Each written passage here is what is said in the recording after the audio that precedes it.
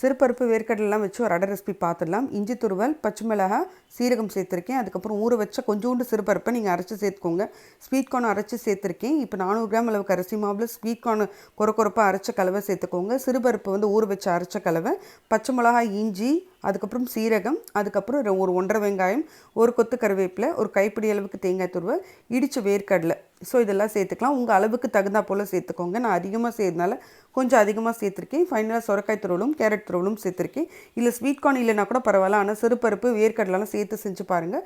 Taste சூப்பராக இருக்கும். இதுக்கு தாளிப்பு பார்த்திங்கன்னா ஒரு 2 டீஸ்பூன் அளவுக்கு எண்ணெய், கடுகு, உளுந்தம்பருப்பு சேர்த்து தாளிச்சு விட்டுக்கோங்க. வேணும்னா சேர்த்துக்கலாம், வேண்டாம்னா அப்படியே அவாய்ட் பண்ணிவிடுங்க. தண்ணி தெளித்து நம்ம சப்பாத்திக்கு கெட்டிமாக பிசைவோம் இல்லையா, அந்த மாதிரி பிசைஞ்சிக்கோங்க. இது பட்டர் ஷீட்டில் திரட்டினீங்கன்னா இன்னும் ஈஸியாக இருக்கும். உங்கள்கிட்ட பட்டர் ஷீட் இல்லைனா வாழையிலையோ இல்லை பாலித்தீன் பேப்பர்லையோ நீங்கள் வந்து திரட்டிக்கலாம்.